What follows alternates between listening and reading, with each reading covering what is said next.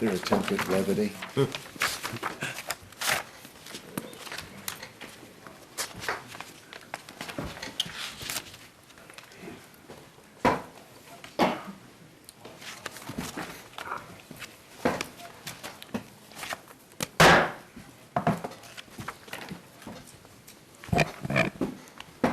Good evening and welcome to the City of Topeka Planning Commission meeting.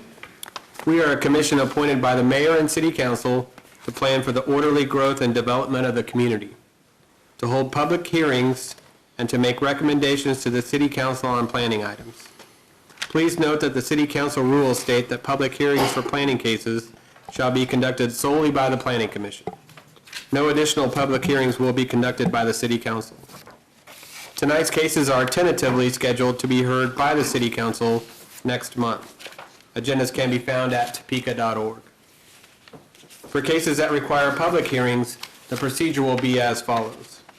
First, the Planning Department staff will summarize the case. Next, we will hear from the applicant or their representative. Then we will receive public testimony. Public comments should be addressed solely to the chair and are limited to 4 minutes.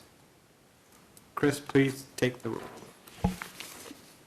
Mr. Armstrong? Here. Mr. Dean? Here. Mr. Freed? Here.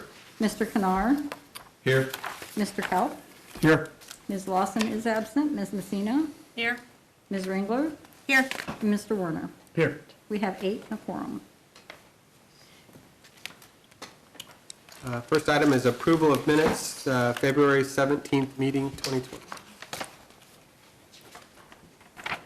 I'd just like to object to the minutes because of the vote that occurred in my absence, but other than that, I have no other changes.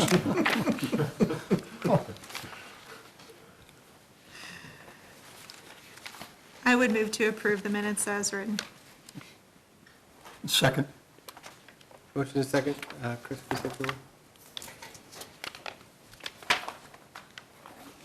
Mr. Armstrong? I will abstain. Mr. Dean? Aye. Mr. Freed? Abstain. Mr. Kanar? Abstain.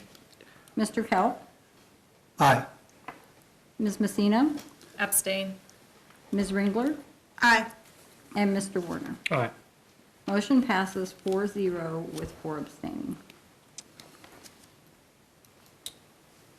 Any declaration of conflict of interest, ex parte communications by members of the commission or staff?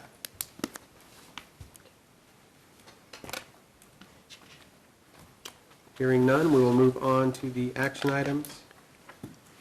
Action item number 1, P20/06, Green Hill Point subdivision by Drip Construction, Inc. Mr. Driver? I'll be making that presentation tonight, Mr. Chairman. Holm?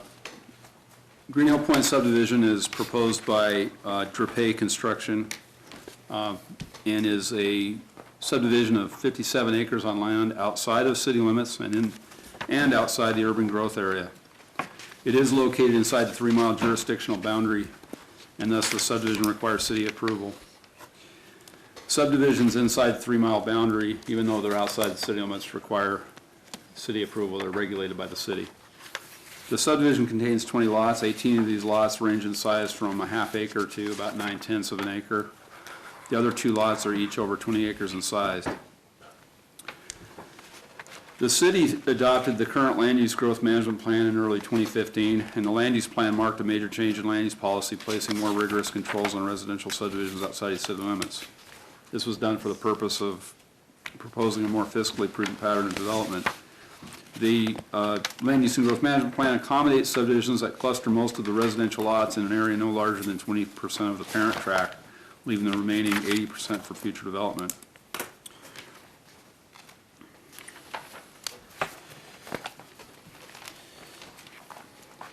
So I'm going to be paraphrasing some of the staff report. If you look at, this will be the second page of the report regarding sewage disposal. This is in the Half-Day Creek Interceptor area. The City of Topeka has a policy to support sanitary sewer connections within this area. Sanitary sewer service by connection to an existing public sanitary sewer main located along Northwest Green Hills Road. The city, even though this is in the county, it's kind of the county sewer, but the treatment will be provided by the city of Topeka. It'll go to a city of Topeka treatment plant. All the connections and extensions are at the expense of the developer. The property is also located within the primary urban service area as reflected by the Land Use and Growth Management Plan 2040. Just the simplest way to put this is land that's within that that primary urban service area. The beginning assumption is that any new wastewater will connect to the sewer system unless there's a waiver. The proposal appears to be in full compliance with the plan as connection to sanitary sewer is proposed for the 18 lots along Northwest 49th Terrace. A waiver to allow septic systems to serve lots 9 and 10 will be approved with this plat if you approve as recommended. The subdivision, there are 2 variances to standards being proposed. There's a design variance to be granted to the provisions of 1840-120 for easements along the perimeter of lots 9 and 10. And that is because there's no sewer provided and there are no city utilities provided in that area. Also, there is a request for a variance to the provisions of 1840-050, paragraph C, for streets exceeding 500 feet in length. This is supported as Northwest 49th Terrace will serve a maximum of 20 single-family residential lots, which equates to about 200 trips a day, which is an accepted standard for the maximum number of lots accessing off a dead-end street. Regarding conformance to the comprehensive plan, I kind of mentioned this earlier, but it is in the UGA, it's outside the UGA, the urban growth area. The area outside the UGA, urban densities are not really supported. Sanitary sewer is required unless a waiver to allow septic system is approved by the city and county. And the developer is required to connect to sewer and extend a main off of the sewer main that's in Green Hills Road. Planning staff supports the proposed design, which renders sewer connection economically feasible for these lots. The proposed subdivision layout follows urban growth area cluster development policies in the Land Use and Growth Management Plan by setting aside 80% of the total property and clustering the remaining 18 lots on 20% of the property. Lots 1 through 8 and 11 through 18. The density of these lots is similar to the density of the subdivisions on the east side of Green Hills Road. It's not really an urban density, it's something less than urban, and it's more of a rural density, and it's consistent with what's developed around it. The lot sizes maintain a rural character and are larger than what policy would recommend inside city limits in the urban growth area. Annexation. So city utility regulations require annexation for connection to sewer or water, but they allow for exemptions. Staff supports an annexation exemption in this case, which is allowed by utility regulations since the owner has consented to annexation, and this plat meets the urban growth area design standards. As I mentioned before, a waiver from the requirement to connect to sanitary sewer in order to allow for septic systems is granted with this plat for lots 9 and 10. With this, staff is recommending approval of the subdivision design. It conforms to established standards and provisions of the subdivision regulations relative to design criteria and with approval of the noted design variances, subject to these conditions and notes which will go on the final plat. And that concludes my presentation, unless there are any questions.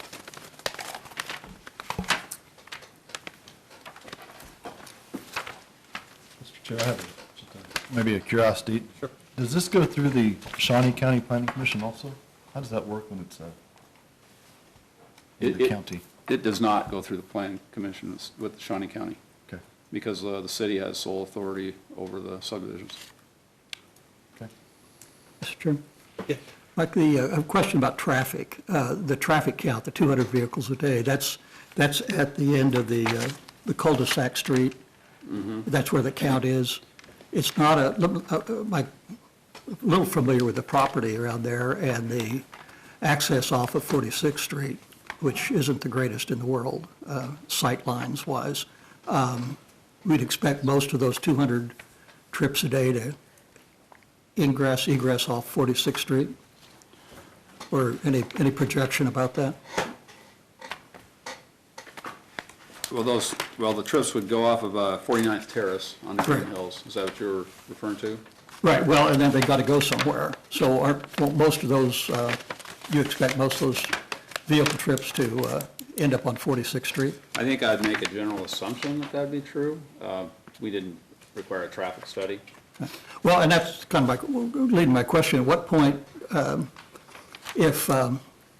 if lots 9 and 10, 9 or 10, if we ever see the day when they build out, I think there's not direct access off 46th Street, so they'd be taking the access off of the north-south street there.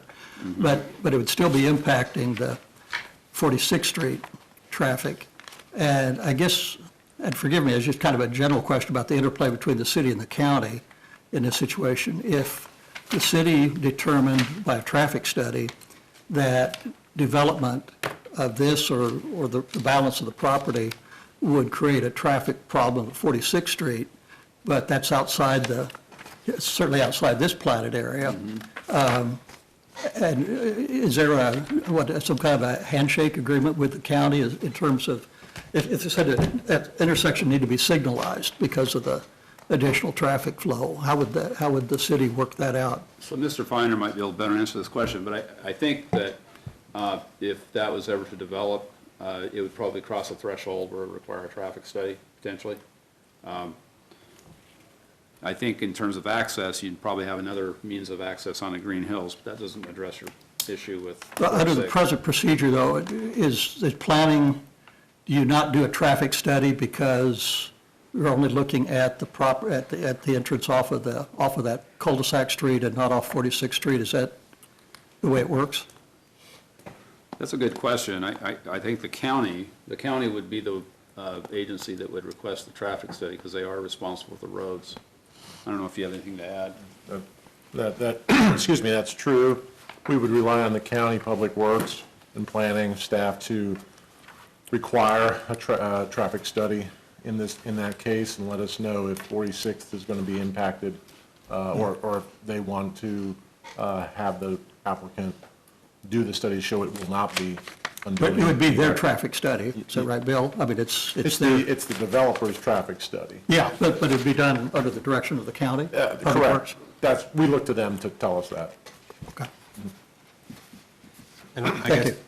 just from a traffic engineering side, I wouldn't think that 200 trips would really generate the need for a traffic study for that size of development. And No, I agree with you, Mr. Chairman. I was just thinking in terms of, at some point, I would imagine the owner is looking to build out the other lots, because this is all buildable, is it 9 and 10? So, Mr. Kopp, just to clarify, so our comprehensive plan, our land use and growth management plan does not support a further subdivision of those two larger tracts in the back this time. As growth warrants it, as conditions change, which is probably beyond the horizon of the plan, which is 25 years, then potentially it could be subdivided, but it's pretty long in the future if that's going to happen from our perspective. Is that because of the density of the RR, the residential reserve zoning that the county has, or some other reason? Well, it's really because the plan doesn't encourage full build-out, full subdivision of these large tracts of land. And it really discourages much residential development outside these areas. This is a little unusual that this is even being supported, I think, because it's on a sewer main. And There is sewer without- capacity for a build-out, though. I believe there would be, yes. Okay. But the developer needs to have a certain number of lots to be able to support connection to the sewer and extending a main and building a road. Yep. And I understand this is what we have in front of us, so that's fine. Thank you for the information. Mr. Hall, we did also have in our packet a letter from the county engineering group, their review of the project. So, I mean, that would have, Yes, they looked at the traffic projected by that as a part of their review and had no comment. Correct. So we actually had a pre-application meeting, and we involved county staff, and they had the opportunity to request a TIA, a traffic impact analysis, if they would have wanted it. They also approved the location of the access. Thank you. Any other questions for staff?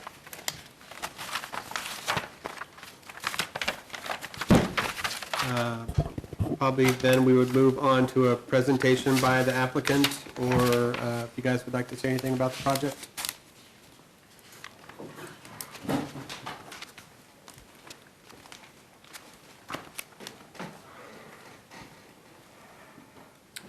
Good evening. My name is Jeff Lawback with SBB Engineering. Mike did a great job summarizing. We're here for any questions. The owner, Mike Trepay, is also here if you have any questions.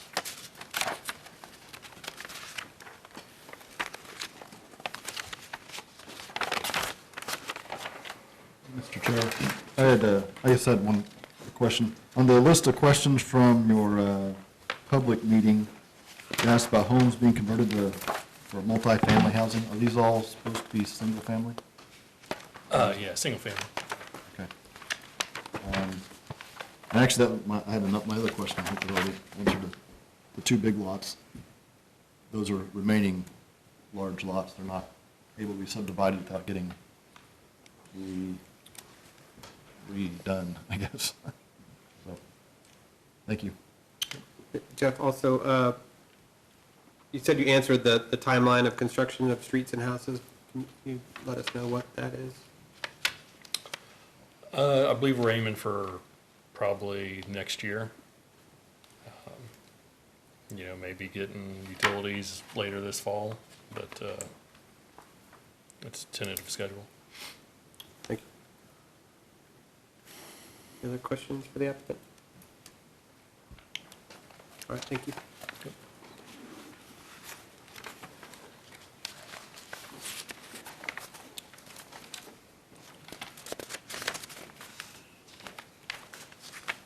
With that, we'd like to open the public hearing. If anyone would like to speak to the project, we ask that you come to the podium, state your name, and at the conclusion, the commission will have the opportunity to ask questions. You will have 4 minutes to speak. Anyone else like to speak to this item today?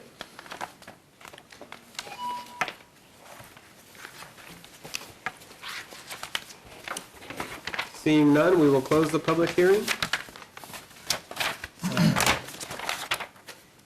At which time no further public comments will be received unless planning commission members have specific questions about evidence already presented. Any discussion of the proposal? Mr. Chair, I just want to say, personally, if this motion does get put forward to approve, that I won't be agreeing with it, mainly just because we have too many vacant properties in Topeka that I don't want to support outside growth outside our city limits for our land use and development. I just don't think it's a good idea for the city. So if it does get a motion for approve, I will not be supporting it.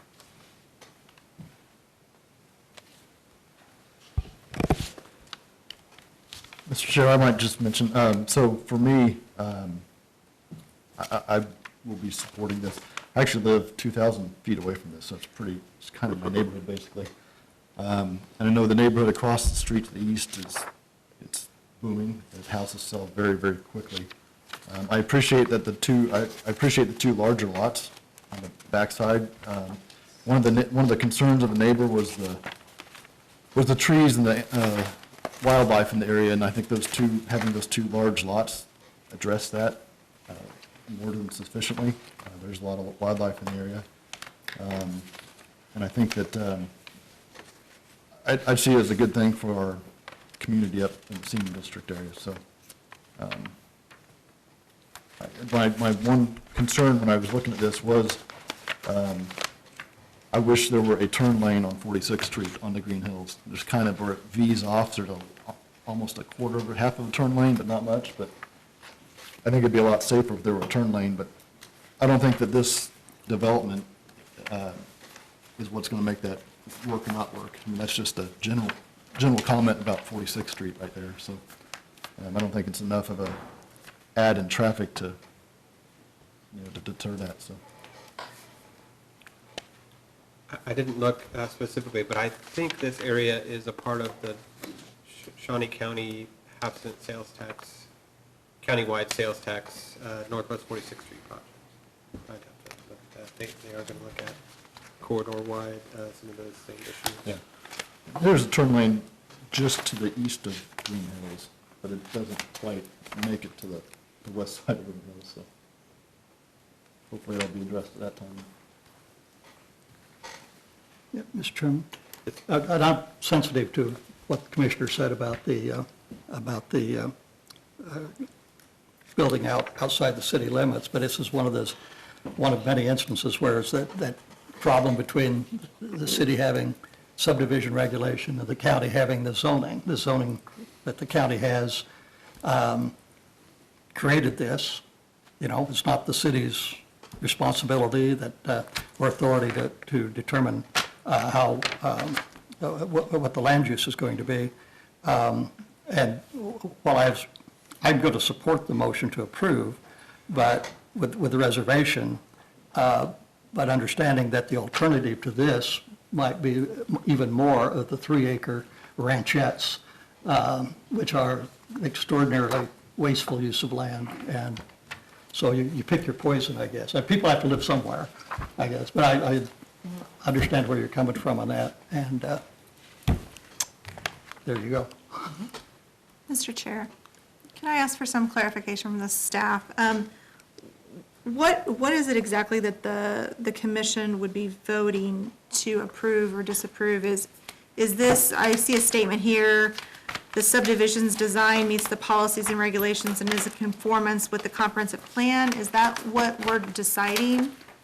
Is that what you're looking for us to say, one way or the other?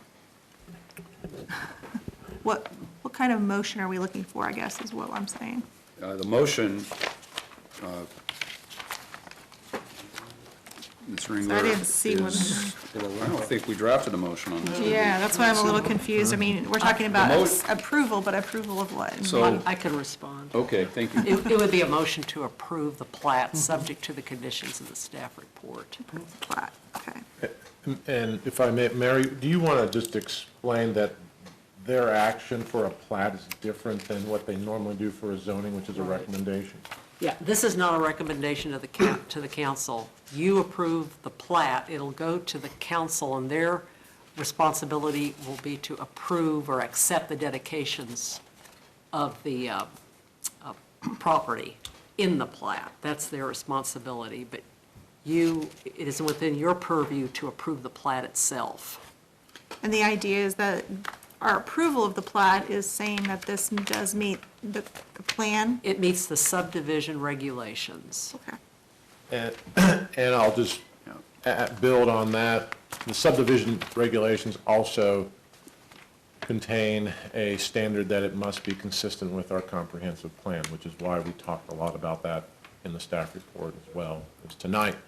So it's just not a technical document. Just so you're aware, it is a policy decision as well that you're making that says it is consistent with our policy, with our growth policies outside the city. So and if you chose not to approve this tonight, it wouldn't go forward. So just so you're aware, it's a little different than zoning. Mr. Chairman, ask Mary a question. The critical thing for me in this is the fact that there's a plat note and the consent for annexation.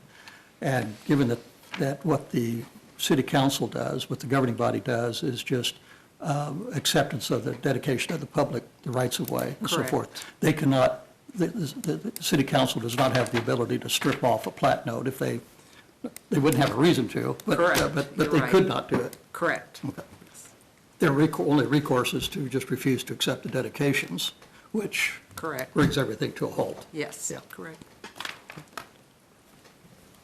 And if I may, Mr. Chair, also just add that we are aware, this is the first time I think this commission or any of the commissions have seen a plat outside the city since I've been director.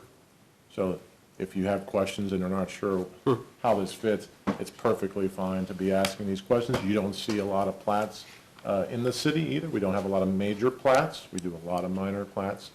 But this is probably the first one you've seen outside the city that was not being annexed. And there are some pretty, as are explained in the staff report, some very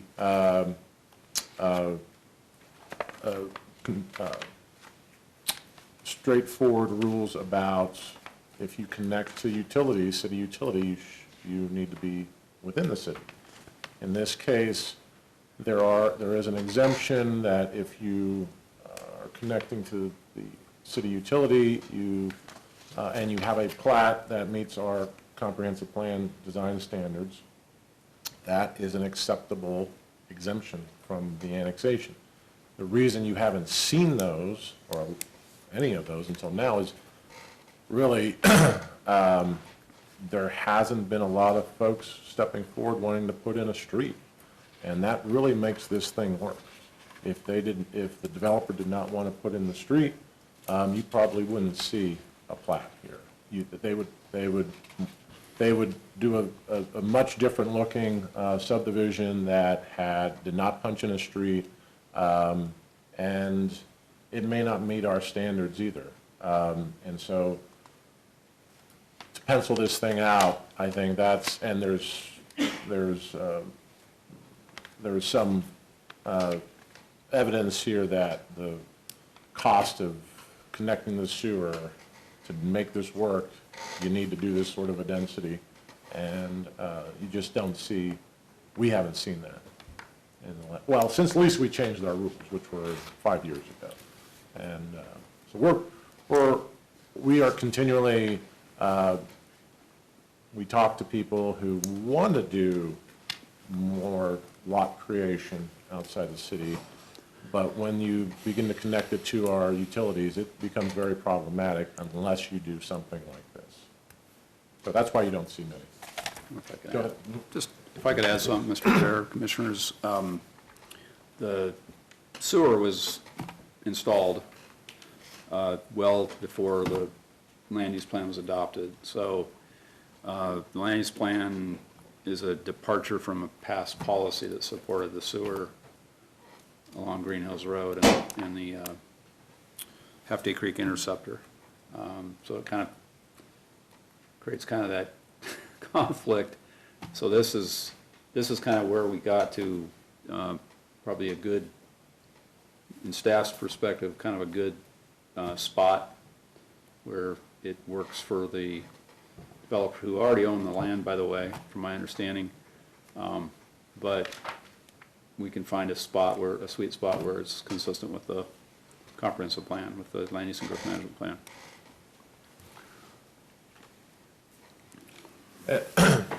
And try to wrap this up from our staff standpoint, if there is any concern over this type of subdivision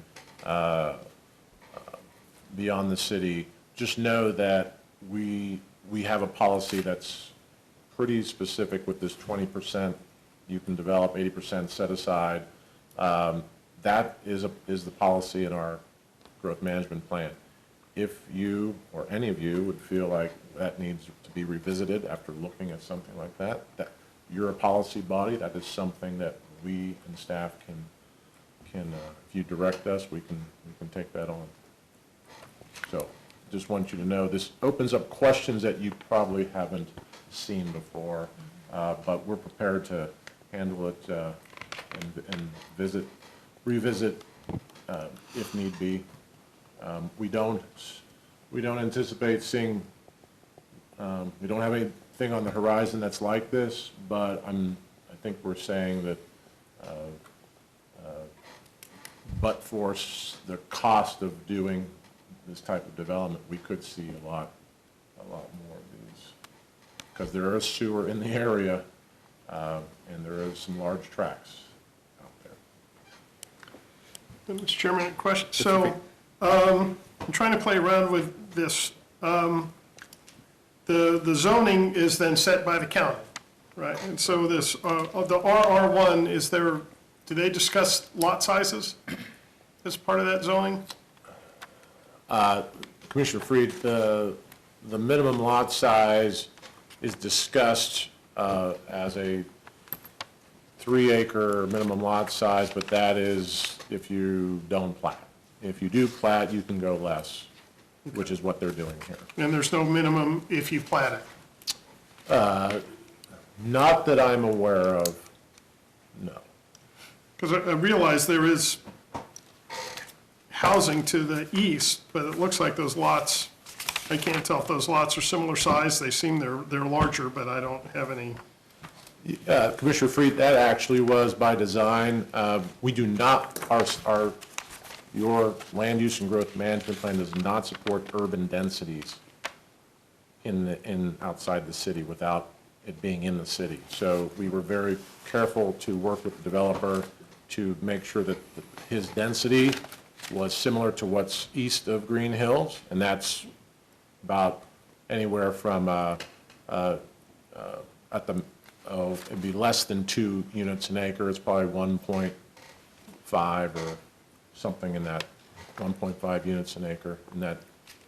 And our urban densities are start in the 4 unit per acre range. So we feel this is the policy does allow compatible development and infill, if you will, in the areas outside the city. So we kept this at a compatible density for the area, just not any higher to create an urban density.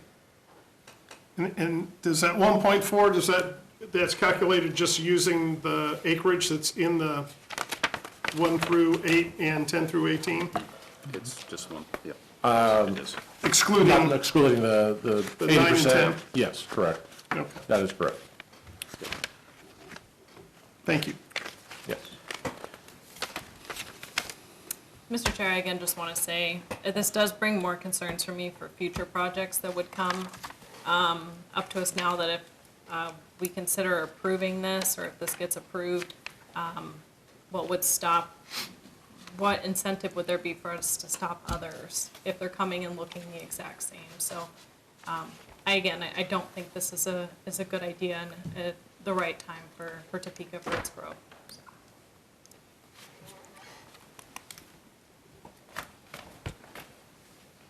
Questions or comments? If not, I would entertain a motion. Mr. Chair, I'd make a motion to accept the plat of Green Hills Point subdivision, subject to the staff report.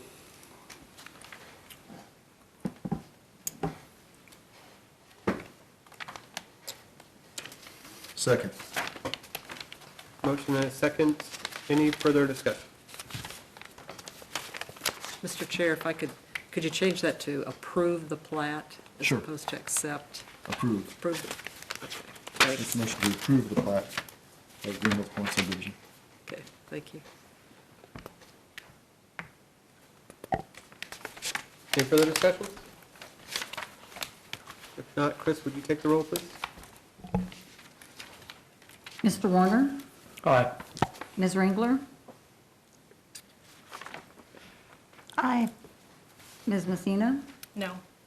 Mr. Kelp? Aye. Mr. Canar? Aye. Mr. Freed? Aye. Mr. Dean? Aye. And Mr. Armstrong? Aye. Motion passes 7-1 with none abstaining.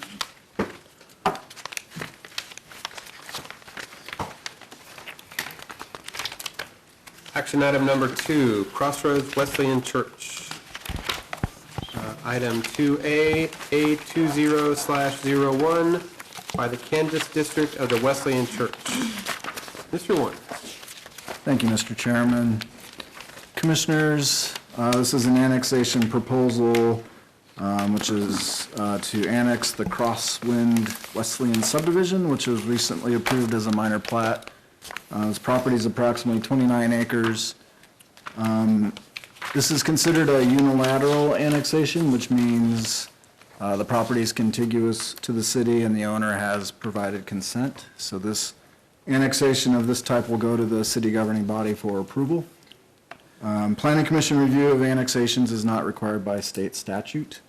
However, Land Use and Growth Management Plan 2040 established a policy that the Planning Commission would review annexations greater than 10 acres for consistency with growth management principles of the Land Use and Growth Management Plan. So the action tonight is not to approve or disapprove an annexation, it is to judge the consistency with the Land Use and Growth Management Plan. So this property lies within Tier 2 of the urban growth area. So Tier 2 on that map is the dark blue areas. Tier 2 in our urban growth area represents those properties that are most ripe for development, sort of the next phase of development, because the city's made service and infrastructure investments in the area. So for instance, that subdivision to the south and the west is a built urban subdivision that has sewer, water, police, fire. Similarly to the north, those areas are served by the city as well. To serve this property does not require an extension of infrastructure. The sewer and the water is there. And Southeast California, between 37th and 45th, is scheduled for improvement as a countywide half-cent sales tax project, so that will be improved to an urban standard 3-lane complete street here in the near future. I will also note that Southeast 41st Street, which bounds the property on the south, is not required to be improved as part of this project. I also note that our future land use map designates this area as urban growth area residential, essentially as a future residential area. A church or a religious use fits that category. If in the future the larger lot 2, that's part of that subdivision, would develop as residential, that would also likely be consistent with the comp plan. So with that, Commissioners, staff's recommendation is that the annexing the property is consistent with the Land Use and Growth Management Plan. Be happy to answer any questions. Yeah, Mr. Warner, maybe a question. So we are not only considering the annexation issue, we are following that with a zoning of the same property? Correct. Well, not the whole property, sorry, just the portion with the church. So what you can't, I think is in the zoning staff report, there's a plat, so there's lot 1 and lot 2, it's just lot 1. But the motion you're looking for is a motion to find conformance on the annexation, then you deal with the zoning separately. Yeah. Correct.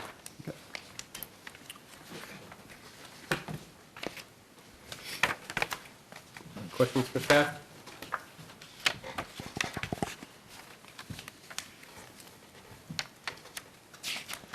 Mary, this is individual public hearings for, You can Items entertain A and B. comment. okay, Yeah, there's no public hearing required, but Okay. you could certainly entertain comment okay. on this item. If no other questions for staff, yeah, I would entertain if anyone was here to speak to the annexation of the property this evening, you are welcome to come forward and comment on that. All right.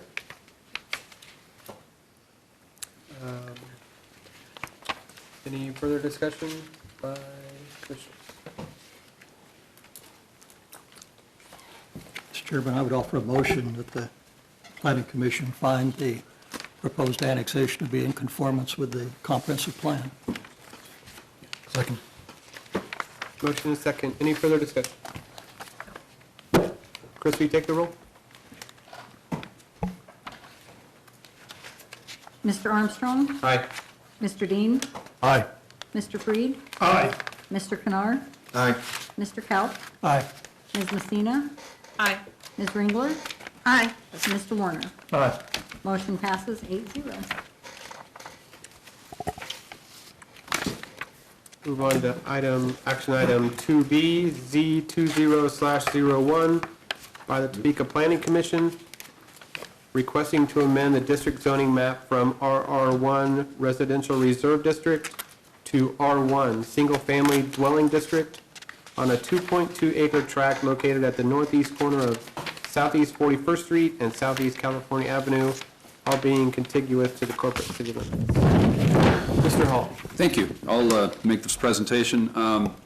So the background on this is the Crossroads Wesleyan Church owns the 28.7 acre tract and are subdividing it with the smaller of the two lots going to be for the church that they're going to develop, and then they want to retain the remainder, the larger of the two lots, for future development, potentially for recreational use, incidental or accessory to the church.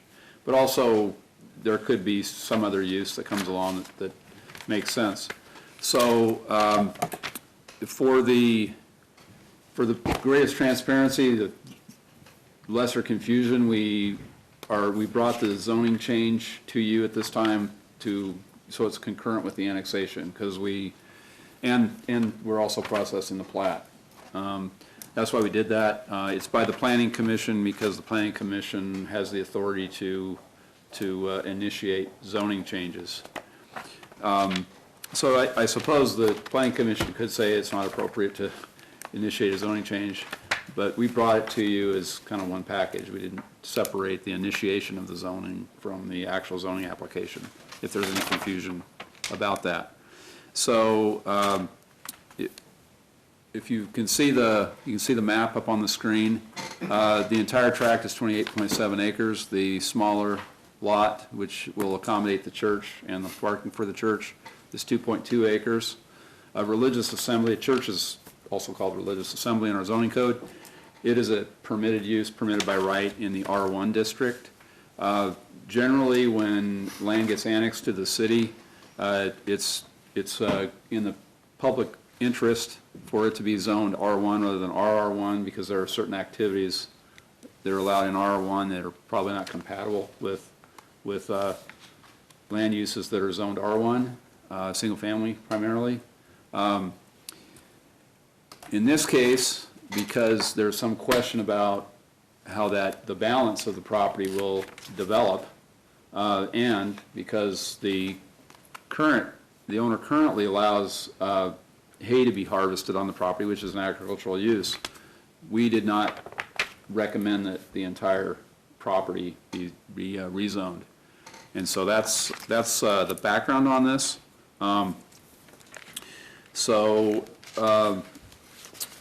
We're recommending that the Planning Commission recommend approval and forward that on to the governing body. And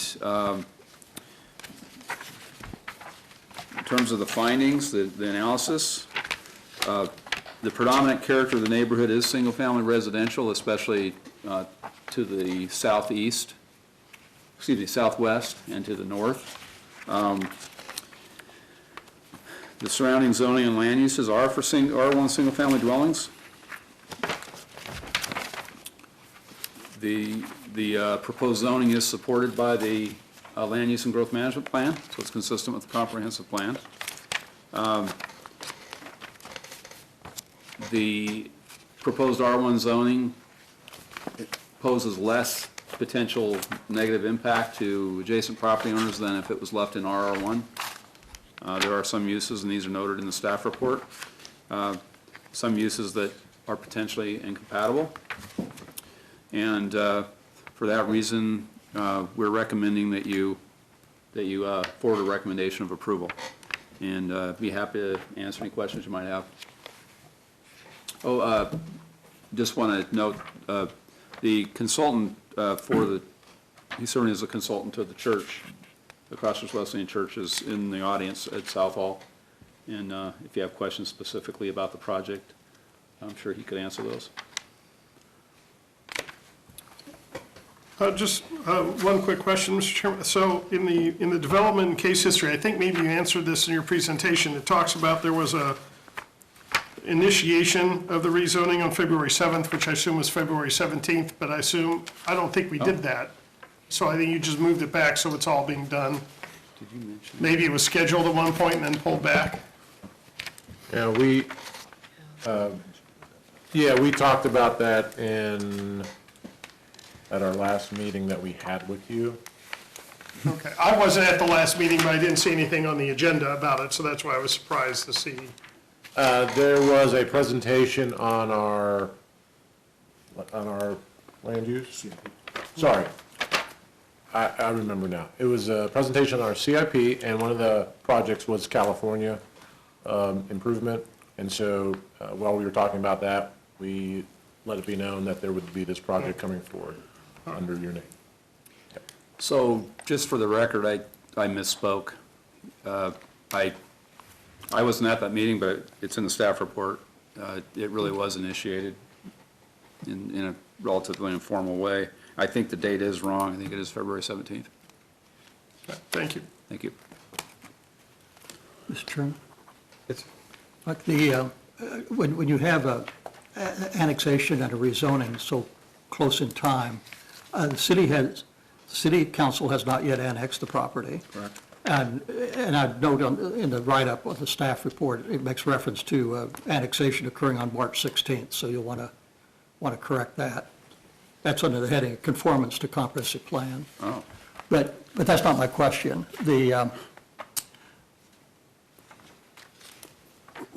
There's already been notice. The notice area is already, notice to adjoining property owners has already gone out, right? Correct. And that's done under the presumption that the annexation would go forward. So all of that has been done yes. already, right? Yes. Okay. Yes. Okay. Is that typically part of the staff report? The notice? Yeah. We don't typically attach it. I believe it's noted on here. It's usually noted on here if it's not. It probably is, I just missed it. And, But when you're dealing with property that's right on the edge of the city, like that's the case of both annexations, when you're doing it prior to the annexation, you have the 200-foot rule inside the city limits and a 2,000-foot rule outside the city limits. yeah, it's a good question. Good issue. We did do that. Okay. We did do a notice, 200 feet within the city and 1,000 feet. Is it 1,000, 2,000, 1,000? I think it's 1,000 outside the city. Okay. And the dates for the notice, those are on page 5 of the staff report. Okay. We don't attach the notice in the case of a zoning change.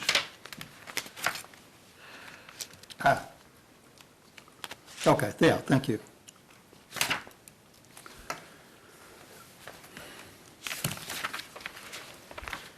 Any other questions? Staff?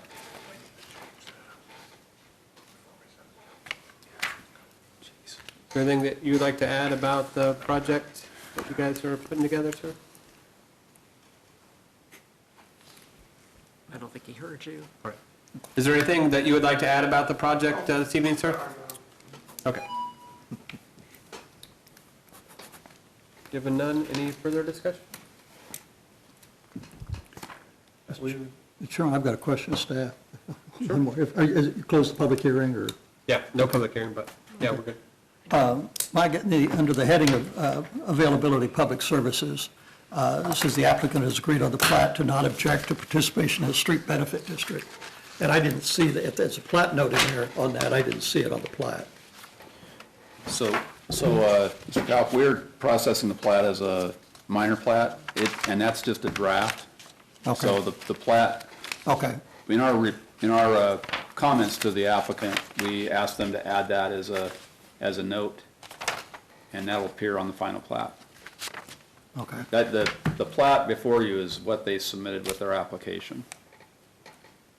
Okay. And then we reviewed that, and we've sent them those Well, if that's comments. still a point of discussion with the, and you're right, I'm sorry, I look at this thinking it's a plat, and it's not. But when you get to that, I mean, there is a difference between saying you won't object to a petition for a benefit district versus you consent to or will give your consent to the petition. Does the city ever consider going that extra step? Because, saying you don't object to it, you're still not on the petition. You don't meet, your property doesn't weigh towards the determination of whether or not a benefit district could be created. You have to actually consent to or petition for the inclusion of your property in the benefit district. So just saying I don't object, doesn't really have substance I didn't to realize it. there was such a distinction, but.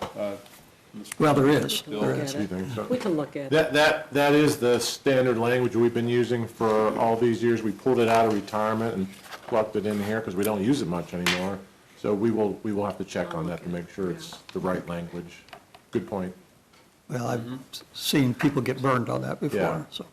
Yeah. Is that based on a discussion about benefit district or the California project? Mr. Chair, it's for 41st, Oh, for 40, okay. right? Yes. Yes, not California. Yeah, so when 41st goes in and gets developed with the property around there, they would be potentially part of the benefit district. Yeah. Makes- Mr. Chairman, the question arises when someone plats property and develops property, if they are going to be responsible for improving the street. And in this case, it really doesn't make sense to do that. It's not an efficient, effective way to build a street, just to build along that frontage. And so that's where that came from. makes sense.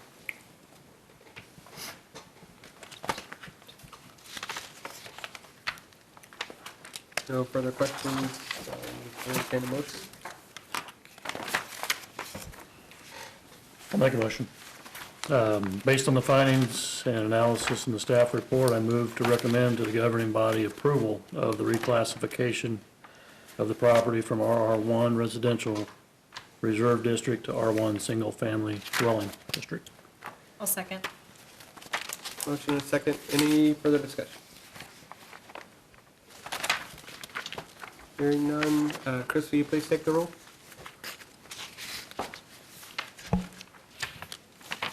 Mr. Warner? Aye. Ms. Ringler? Aye. Ms. Messina? Aye. Mr. Kaut? Aye. Mr. Canar? Aye. Mr. Freed? Aye. Mr. Dean? Aye. And Mr. Armstrong? Aye. Motion passes 8-0.